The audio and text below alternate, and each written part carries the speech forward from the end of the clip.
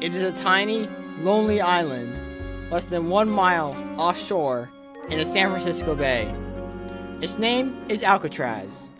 It was once among the most notorious federal prisons in the entire world. On October 12, 1934, the United States Department of Justice acquired the territory from the United States Disciplinary Barracks. Since then, some of the world's most dangerous criminals in American history have been escorted to the terrifying lockup, such as Al Scarface Capone, George Machine Gun Kelly, and Robert Stroud, who would be known as the Birdman of Alcatraz. Inmates who were considered the biggest threats to society or broke out of other prisons were usually sent to Alcatraz, which was a high-security facility. Alcatraz convicts always had the chance to return to their freedom through good behavior. However, some prisoners in Alcatraz still sought for an early exit. There have been several escape attempts from Alcatraz Penitentiary over the years, but none turned out to be successful.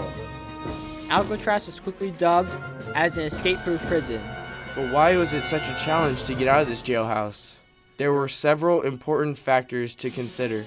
One obstacle was the fact that the latest technological advances of its era were installed in the structure of the building. For instance, its iron bars were made of hardened steel that was dubbed as tool-resistant.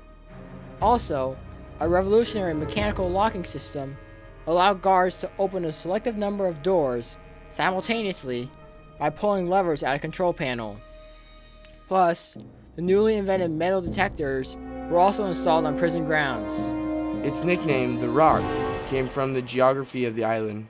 It is essentially a rock surrounded by water. The San Francisco Bay is known for its freezing climate, so the water offshore of Alcatraz is usually below 60 degrees Fahrenheit. The currents are usually intense and raging, forcing the escapees to fight even harder to swim ashore. In total, there were 14 escape attempts in Alcatraz's 29 years of service, involving 36 inmates.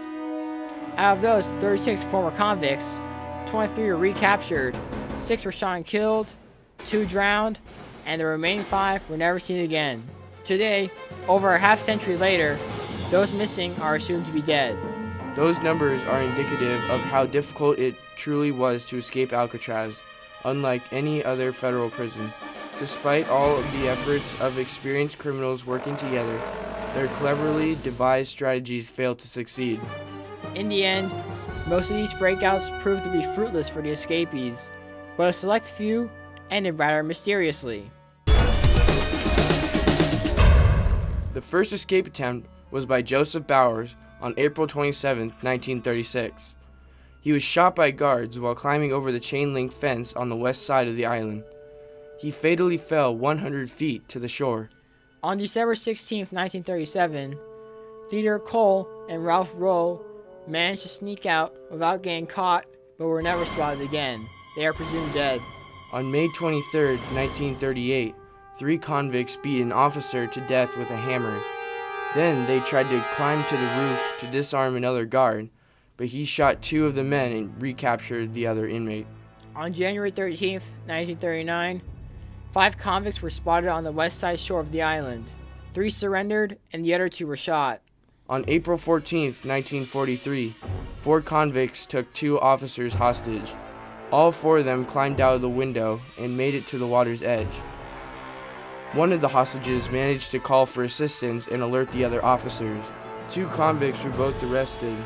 One was shot and drowned, and his body was washed away by the tide. Another convict, initially presumed drowned, was discovered alive 2 days later. On July 31st, 1945, an inmate named John Giles managed to steal an officer uniform and boarded a boat incognito. Though a clever scheme, the officers would not be fooled for long. As the boat reached Angel Island, he was immediately caught and returned. Coming up, one group of convicts team up in one of the most violent prison breakouts of all time. Will they escape safely, or will a hero put them down? The next escape attempt was more horrifying and grueling than any other before. It would be known as the Battle of Alcatraz. A Kentucky bank robber named Bernard Paul Coy came up with a vigorous escape attempt. He brought on 5 other prisoners to help him out. Coy had spent months dutifully observing the habits of various guards. Coy had snuck into the West Gun Gallery. He secured a riot club and hid from the officer on duty. As the officer passed through the doorway, Cole hurled the steel door forward and brutally clubbed him. He then strangled him into unconsciousness with his necktie. Without wasting any more time, Coy looked for the keys that would provide access to the recreation yard. The armed convicts then captured 9 unarmed guards and locked them in cells. However, their escape plan began to fall apart as they still could not find the key. Eventually, they found out that the strangled officer had kept the key the whole time. However, the door would not open because the lock was jammed after the prisoners kept testing out a bunch of other keys. By now, the alarm had been sounded. The panicking convicts decided to open fire on the hostages, wounding 5. Back at the administration office, the warden and his lieutenants sent out a squad of armed guards to rescue the hostages. However, the convicts opened fire on them, killing 1 officer. The other wounded officers were escorted by boat to the mainland and were rushed to the local hospital. The warden then decided to call for 2 waves of Marines. This experienced team would finally terminate the 48-hour clash. On the morning of May 4th, some of the ringleaders of this scheme were shot and killed by armed guards in the corridor, ending the fight. Within 2 years later, the 3 surviving instigators were placed on death row. After that catastrophic episode, it would be many more years before anyone tried to get away from Alcatraz. For years, people were given the wrong impression about Alcatraz. While it may not feel like the Beverly Hilton, it was also not the dog pound that Hollywood described it. The inmates were housed 1 man to a cell, unlike the 2 to 4 person cells and open dorms in most federal prisons. This appealed to some inmates because it protected them from fellow prisoners. Additionally, Alcatraz's first warden, James A. Johnson, figured that poor food likely sparked riots, so he kept inmates well fed and gave inmates as much second offerings as they wanted. Well-behaved inmates were given the opportunity to watch monthly movies on the island's theater, plus access to a library with over 15,000 books and 75 popular magazine subscriptions. Because of these moderately luxurious privileges, some prisoners actually requested transfer to Alcatraz. Today, Alcatraz is no longer a prison.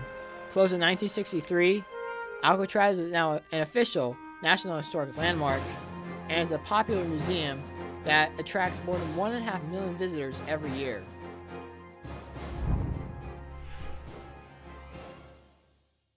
Well, hello, all you peppy people. We're in Alcatraz. I'm your tour guide, Alexander Payne. Now, the first thing on our tour thing is Alcatraz is a prison. Thank you for going to Alexander's tour. Thank you. That's a long way. That's the Golden Gate Bridge. Well, where's the closest one? Is the closest there? Is the closest there though? You're not coming here. You need going over there. That's close.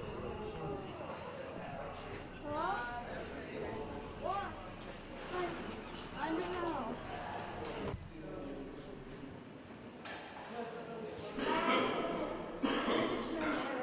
Hey, you're in prison, huh?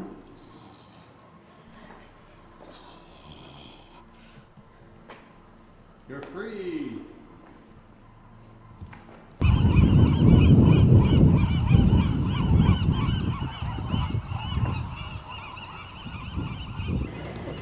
We just finished our trip to Alcatraz. I don't think we can hear you.